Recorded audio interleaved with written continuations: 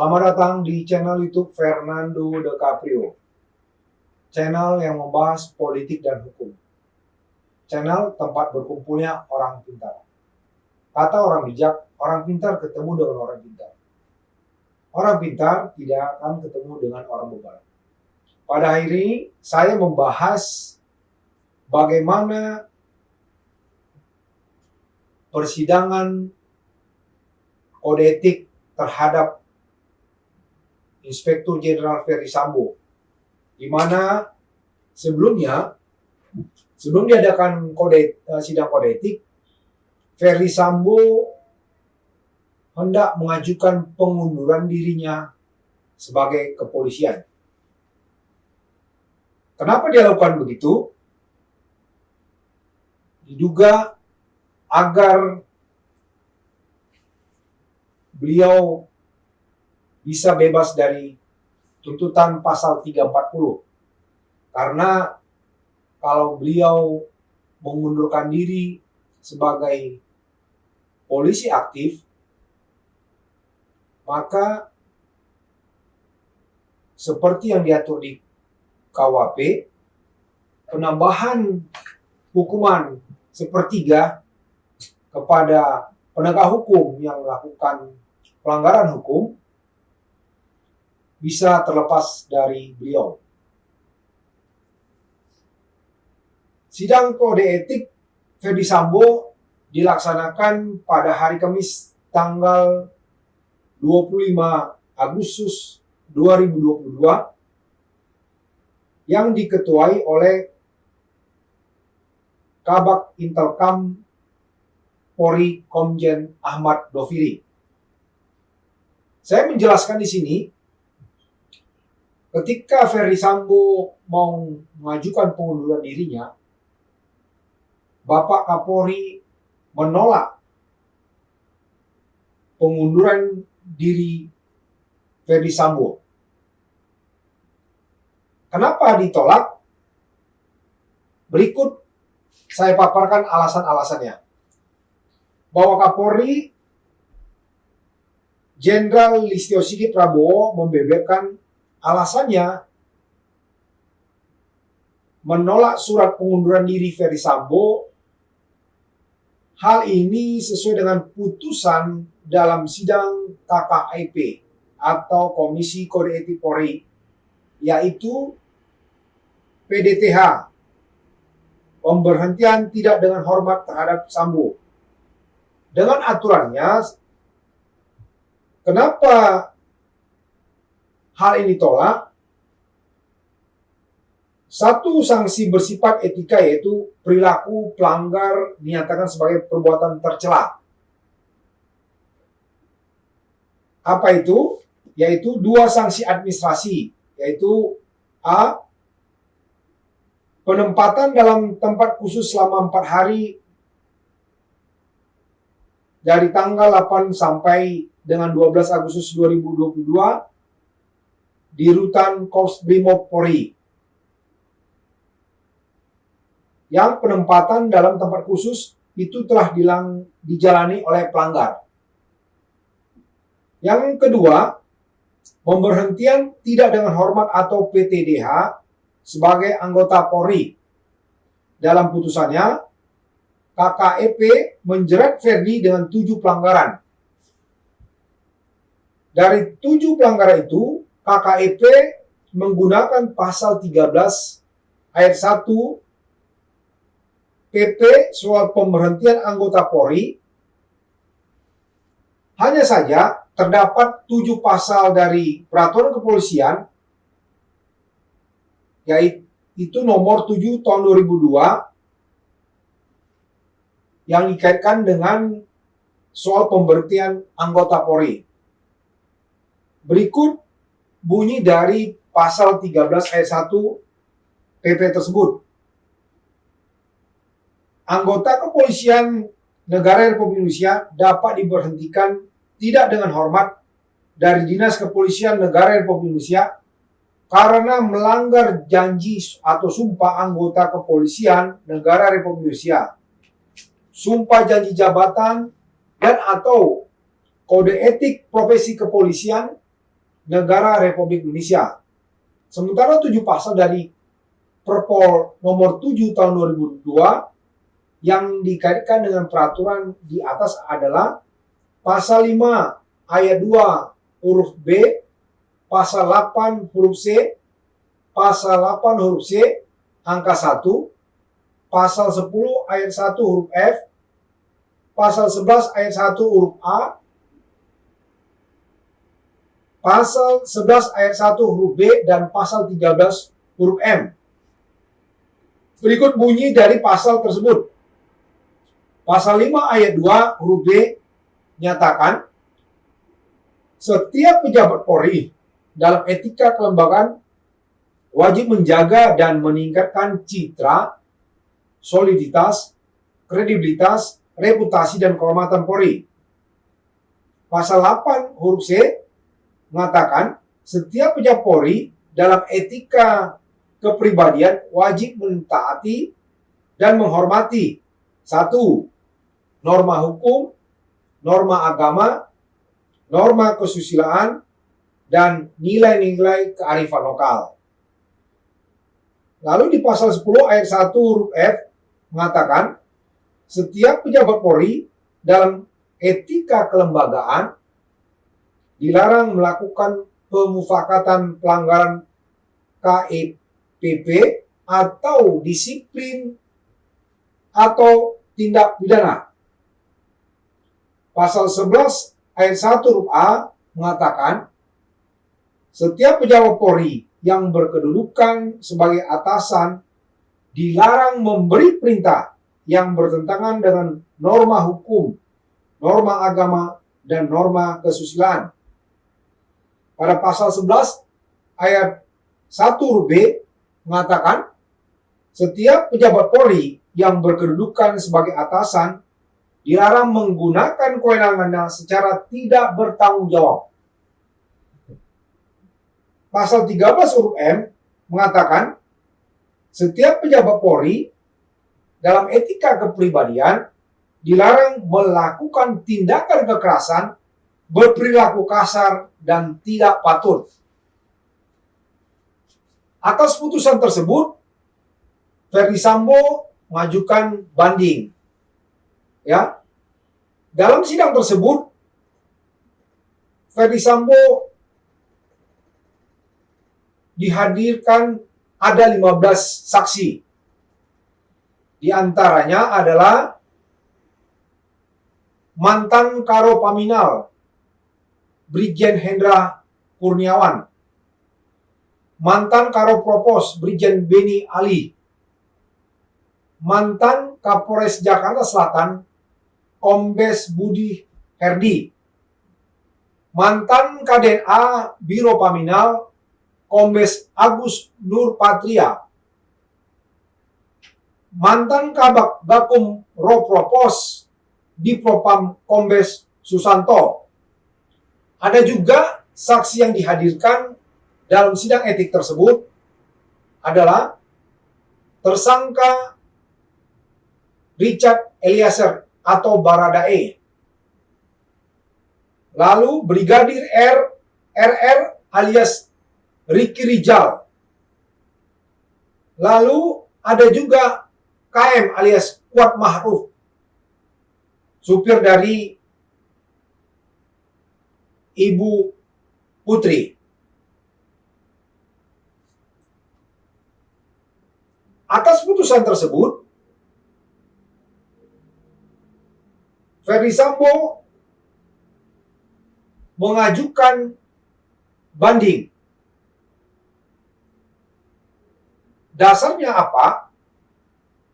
Pasal 69 Peraturan Polisi nomor 7 tahun 2002. Irjen Ferdy Sambo mengajukan banding. Inilah perlawanan beliau yang terakhir dalam hal sidang pelanggaran kode etik. Irjen Ferdy Sambo resmi melakukan perlawanan terakhir usai diberhentikan secara tidak hormat atau dipecat dari institusi kepolisian. Atas pemecatan tersebut, Sambo mengajukan banding atas vonis pemecatan dirinya. Dalam peraturan polisi diatur paling lambat 21 hari sejak menyatakan banding. Mekanisme usai Sambo ajukan banding sesuai dengan peraturan Polri nomor 7 tahun 2002 tentang kode etik dan Komisi Kode Etik Polri. Atas pengajuan banding tersebut, Kapolri Jenderal Listio Sigit Prabowo membentuk KKEP banding setelah Sambo mengajukan banding. Susunan keanggotaan komisi banding untuk pemeriksaan banding terdiri atas ketua, wakil ketua, dan anggota. Khusus untuk perwira tinggi jenderal seperti Ferdi Sambo, posisi ketua akan diisi Wakapolri atau perwira tinggi lain. Wakil ketua diisi Kepala Divisi Hukum Polri atau perwira tinggi. Dan anggota diisi oleh perwira tinggi. Pembentukan KKEP banding dan aturan susunan organisasi diatur dalam pasal 71 hingga pasal 77 Perpol nomor 7 tahun 2022. Mekanisme pembentukannya antara lain KKEP banding wajib melaksanakan sidang dalam jangka waktu paling lama 30 hari sejak menerima keputusan pembentukan KKEP banding seperti yang tertuang dalam pasal 78 Perpol nomor 7 tahun 2022. Sidang dilaksanakan dengan memeriksa berkas banding dan memori banding tanpa melakukan pemeriksaan terhadap saksi, terhadap ahli, dan pemohon banding. Sejumlah mekanisme diatur dalam sidang tersebut. Berikut mekanisme KKEP banding seperti yang diatur dalam pasal 79 Perpol nomor 7 tahun 2022. Pasal 79 ayat 1 mengatakan sidang KKEP banding dilaksanakan dengan mekanisme A. KKEP banding memeriksa dan meneliti berkas banding yang meliputi 1. Berkas perkara pemeriksaan pendahuluan. 2. Persangkaan dan penuntutan. 3. Nota pembelaan. 4. Putusan sidang KKEP. Dan yang kelima, memori banding. Sementara di huruf B mengatakan KKEP banding melakukan penyusunan pertimbangan hukum dan amar putusan. Di C, pembacaan putusan KKEP banding oleh ketua KKEP. Sementara di angka 2 mengatakan sidang KKEP banding sebagaimana dimaksud pada ayat 1 dipimpin oleh ketua KKEP banding dan dihadiri KKEP banding. Usai sidang nantinya ada 2 opsi atas putusan tersebut yang bisa diberikan KKEP banding sebagaimana diatur dalam pasal 80 Perpol nomor 7 tahun 2022. Opsi-opsi tersebut antara lain 1. Putusan KKEP banding berupa A. Menolak permohonan banding. B. Menerima permohonan banding. Yang kedua, menolak permohonan banding sebagaimana dimaksud pada ayat 1 huruf A berupa mengeluarkan putusan sidang KKIP, atau B, memberatkan sanksi putusan sidang KKIP. Yang ketiga, isi dari pasal 80 Perpol nomor 7 tahun 2002, menerima permohonan banding sebagaimana dimaksud dalam ayat 1 huruf B berupa pengurangan sanksi putusan sidang KKIP. B, pembebasan dari penjatuhan sanksi KEPP. Sementara angka 4 mengatakan putusan KKIP banding berlaku untuk satu pemohon banding. Ya, jadi Ferdy Sambo mengajukan banding atas apa yang sudah diputuskan dalam sidang etik. Nantinya menentukan nasibnya. Kalau menurut saya, kami dari tim Tampak berkeyakinan permohonan banding dari Ferdy Sambo atas putusan pemecatan tidak hormat terhadap beliau, kami yakin ditolak. Setelah penolakan ini, artinya Ferdy Sambo ketika perkaranya masuk di persidangan, beliau tidak lagi menggunakan seragam seorang jenderal bintang 2. Beliau akan duduk di kursi pesakitan sebagai warga sipil, yang mana apabila tadinya beliau atau apabila beliau tidak disidangkan dengan kode etik langsung, maka beliau duduk di kursi pesakitan dengan pakaian seorang jenderal, sehingga secara psikologi JPU akan sangat segan melakukan penuntutan, atau penyidik di Barreskrim pasti akan ragu-ragu dalam memeriksa beliau selaku seorang jenderal. Tapi oleh karena telah dilakukan sidang etik, maka beliau apabila permohonan banding dari sidang etiknya ditolak, beliau akan duduk di kursi pesakitan bukan dengan seragam polisi.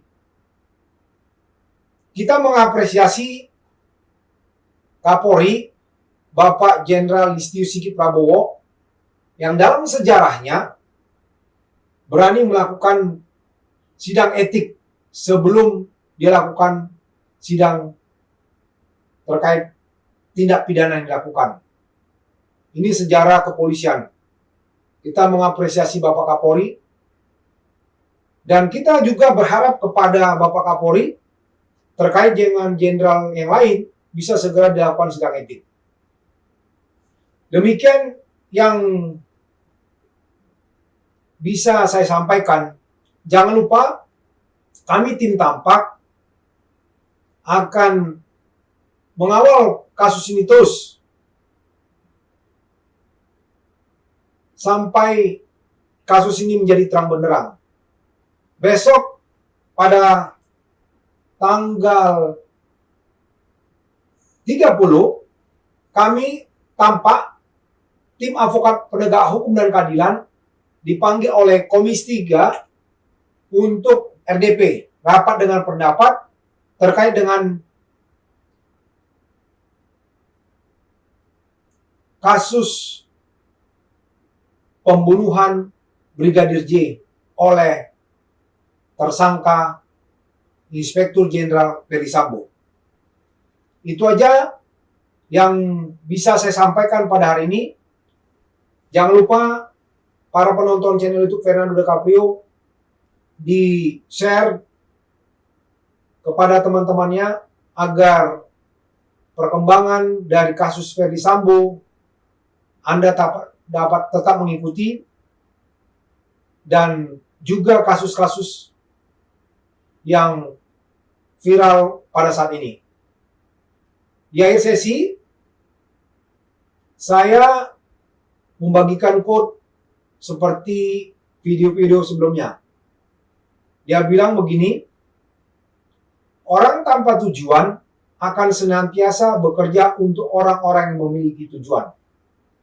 Inilah yang terjadi sekarang ini di kasus Ferry Sambo. Semakin banyak orang yang tanpa tujuan sehingga mengikuti apa yang disuruh Ferry Sambo untuk melakukan penembakan atau menghilangkan barang bukti. Dia tidak punya pendirian sehingga wajib orang-orang tersebut ditindak secara hukum.